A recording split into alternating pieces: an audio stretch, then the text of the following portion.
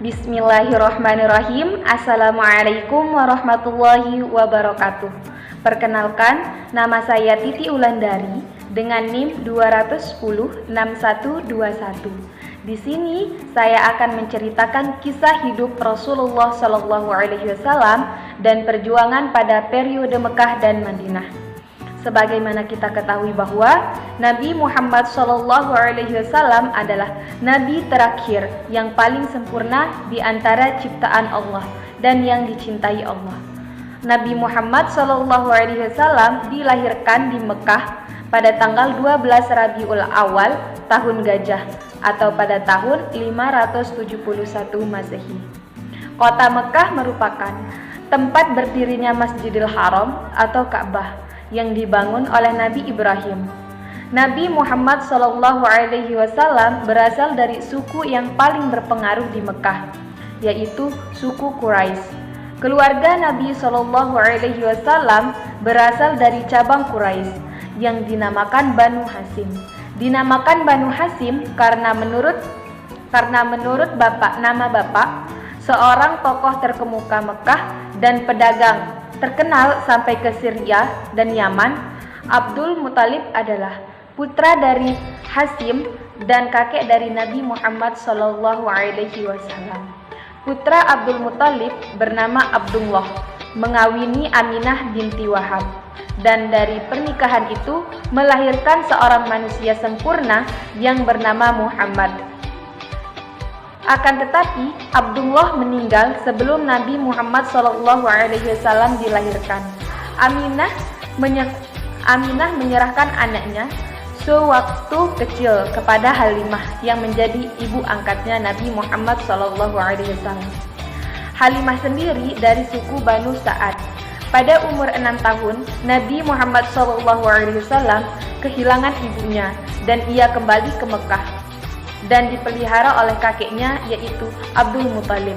Dan setelah 2 tahun kemudian ia meninggal dunia atau di usia depan tahun Nabi.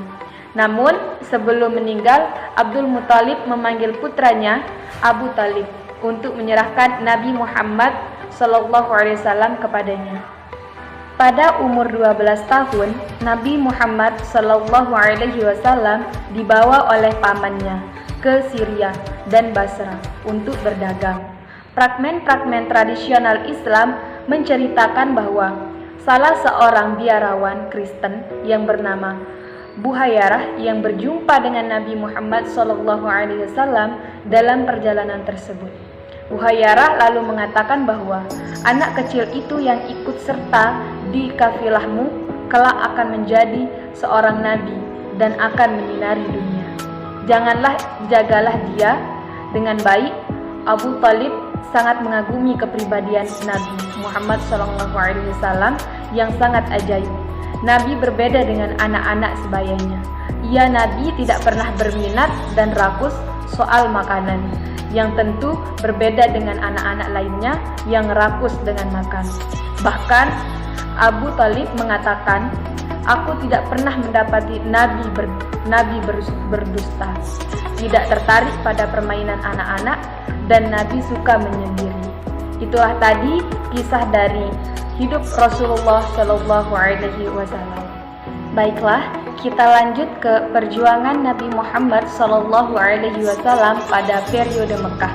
Yang pertama, dakwah secara rahasia. Nabi Muhammad SAW mulai mengajak manusia untuk menyembah Allah semata dan menyuruh meninggalkan berhala. Akan tetapi, dakwah tersebut dilakukan secara rahasia guna menghindari tindakan buruk orang-orang Quraisy yang fanatik dengan keyakinannya. Nabi Muhammad SAW belum melakukan dakwah di majelis-majelis umum orang Quraisy dan tidak melakukan dakwah kecuali kepada orang terdekatnya. Orang-orang pertama yang masuk Islam adalah Khadijah binti Khuwailid dan Ali bin Abi Thalib, Zaid bin Harithah, mantan budak Rasulullah SAW, dan Abu Bakar bin Abi Kufah, Utsman bin Affan, Zubair bin Awam, Abdurrahman bin Auf, dan Sa'ad bin Abi Waqqas. Mereka ini bertemu dengan Nabi SAW secara rahasia. Apabila salah seorang di antara mereka ingin melaksanakan salah satu ibadah, mereka pergi ke lorong-lorong Mekah seraya bersembunyi dari pandangan orang-orang Quraisy. Dan ketika penganut Islam sudah mencapai lebih dari 30 lelaki dan wanita, Nabi SAW memilih tempat salah seorang dari mereka, yaitu rumah Al-Arqam bin Abi Arqam sebagai tempat pertemuan. Dan yang kedua, dakwah secara terang-terangan. Nabi Muhammad SAW diperintah oleh Tuhan untuk menyampaikan dakwahnya secara terang-terangan, sebagaimana firman Allah dalam Al-Quran surah Al-Hijr ayat 94 yang berbunyi, "Fasda' bima tu'maru wa'rid 'anil musyrikin", yang artinya, maka sampaikanlah olehmu secara terang-terangan segala apa yang diperintahkan kepadamu, dan berpalinglah dari orang-orang yang musyrik. Sebagaimana firman-Nya juga dalam Quran surat Asy-Syu'ara ayat 214 sampai 215. Wa anzir 'ashiratakal aqrabina waghfir janahaka limanittaba'aka minal mu'minin, yang artinya, dan berilah peringatan kepada kerabat-kerabatmu yang terdekat, dan rendahkanlah dirimu terhadap orang-orang yang mengikutimu, yaitu orang-orang yang beriman. Dan sebagaimana firman-Nya juga dalam Al-Quran surah Al-Hijr ayat 89, yang artinya, dan katakanlah, sesungguhnya aku adalah pemberi yang menjelaskan, pemberi peringatan yang menjelaskan. Dakwah Nabi Muhammad SAW secara terang-terangan ini mendapat tantangan dan tolak oleh bangsa Quraisy dengan alasan bahwa mereka tidak dapat meninggalkan agama yang telah diwariskan oleh nenek moyangnya, dan tradisi tersebut sudah berakar dalam diri mereka. Selanjutnya, sejarah perjuangan Rasulullah SAW pada periode Madinah. Nabi Muhammad SAW mengizinkan para sahabatnya berhijrah ke Madinah. Ibnu Sa'ad dalam kitabnya At-Tabaqat menyebutkan riwayat dari Aisyah radhiyallahu anhu ketika jumlah pengikutnya mencapai 70 orang. Rasulullah SAW merasa senang karena Allah telah membuatnya suatu benteng pertahanan dari suatu kaum yang memiliki keahlian dalam peperangan, persenjataan, dan pembelaan. Tapi permusuhan dan penyiksaan kaum musyrik terhadap kaum muslim pun semakin gencar dan berat. Mereka menerima cacian dan penyiksaan yang sebelumnya tidak pernah mereka alami, sehingga para sahabat mengadu kepada Rasulullah SAW, dan permintaan ini dijawab oleh Rasulullah SAW. Sesungguhnya aku pun telah diberitahu bahwa tempat hijrah kalian adalah Yathrib. Barang siapa yang hendak keluar, maka hendaklah ia keluar dari Yathrib. Hendaklah ia keluar ke Yathrib. Maka para sahabat pun bersiap-siap mengemas semua keperluan perjalanan, kemudian berangkatlah ke Madinah secara sembunyi-sembunyi.